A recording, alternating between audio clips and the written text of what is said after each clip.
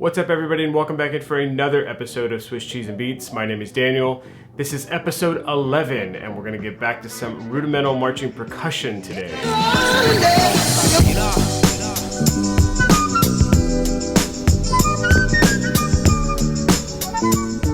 Today we're going to get back to rudimental drumming, specifically about a topic that many of you asked for during the giveaway, and that is of course the fivelet.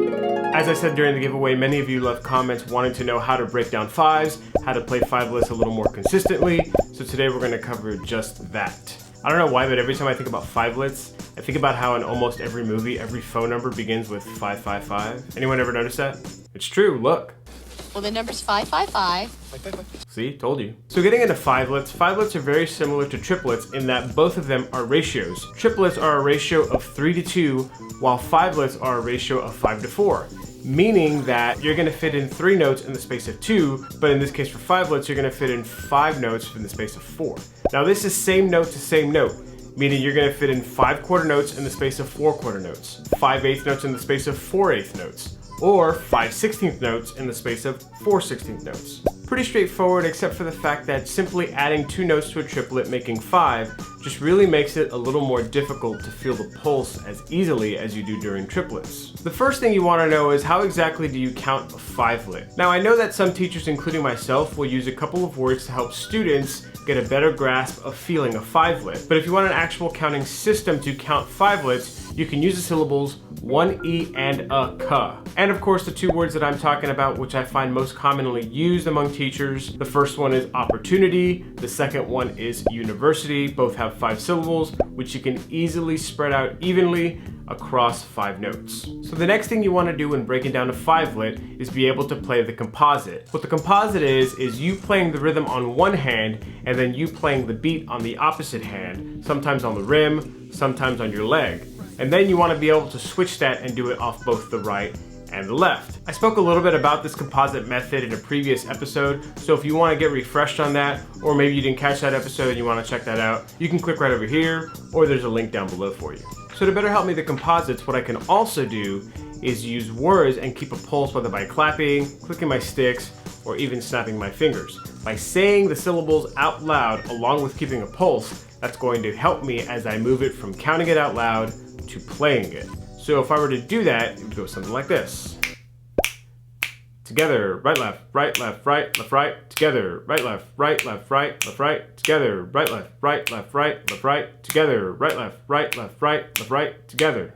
So here's exactly what I just counted out loud, except it's going to be played on a pad. The right hand on the pad is going to represent the actual fivelet, the left hand on the rim is going to represent the beat.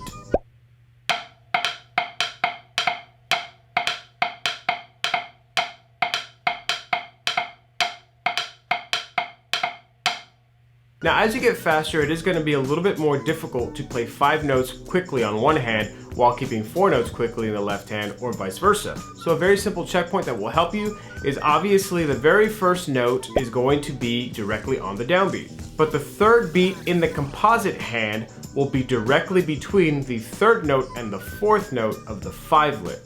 Therefore you can take out the 2nd and 4th note if you'd like, only play the 1st and 3rd note, and that will allow you to play fivelets at a faster tempo while still being able to play a composite. Now I will say that when you get to a certain speed, most of the fivelets you'll be playing will either be 8th note fivelets or they'll be 16th note fivelets. When I play 8th note fivelets, especially at a quicker tempo, I'm just trying to feel the half note pulse on 1 and on 3.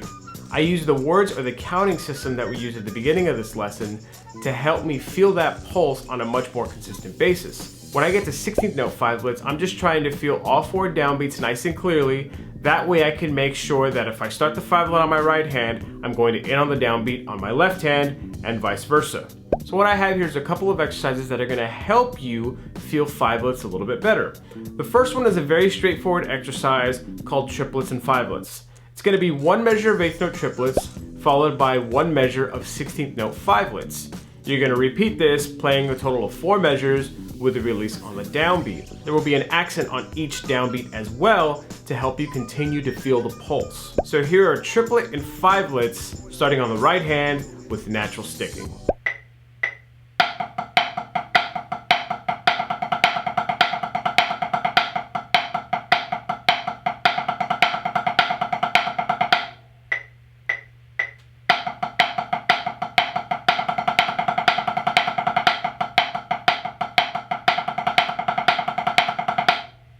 Now to make this exercise a little more interesting, you can then replace the Fivelet stickings with a whole bunch of different variations. You can do it with egg beaters, reverse egg beaters,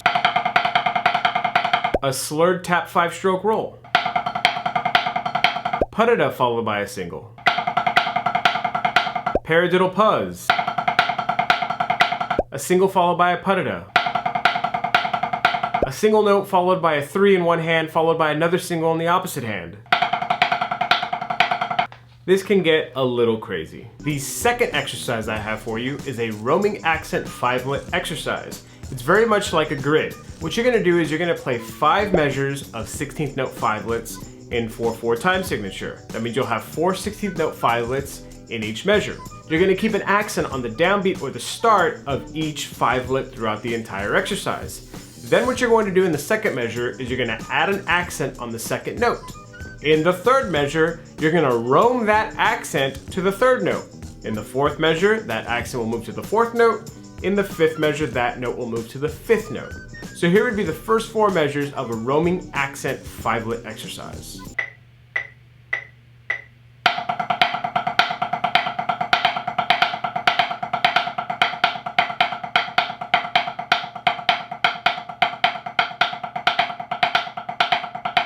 Then what we're gonna do is we're gonna 4-2-1 it. So that means you're gonna take 2 counts of each of the 5 measures and you're gonna play those twice. So what we're gonna do is we're gonna make this a 10-4 measure. That way we don't have to split up the 5th partial. And we're gonna play the 10-4 measure twice. So here would be these 2 bars back to back.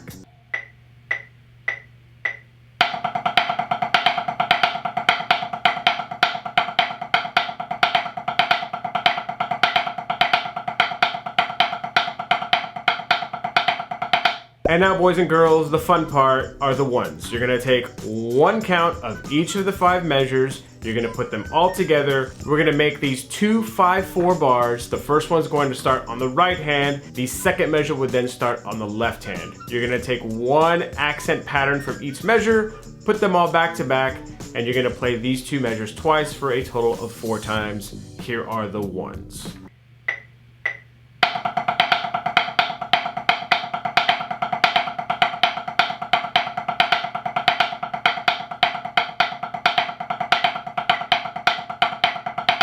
And lastly, when your brain is melting and falling out of your ears, you then take this entire exercise, you put it together, and you play it from top to bottom.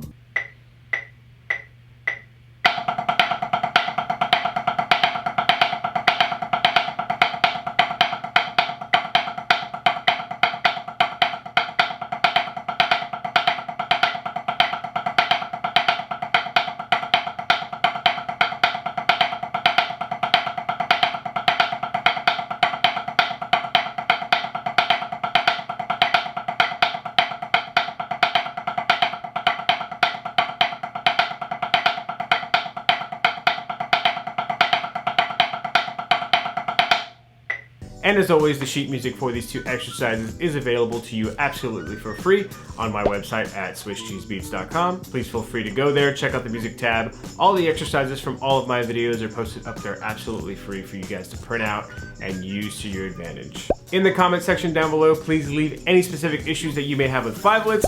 If anybody has some tips that you want to help some other people out, also leave that down below. If you have a specific question about Fivelets you'd like me to chime in on, please leave that down below. If you enjoyed the video, please give it a thumbs up. If you really enjoyed the video, be a good Samaritan and share with the people of the world. And last, of course, if you have yet to do so, please consider subscribing down below.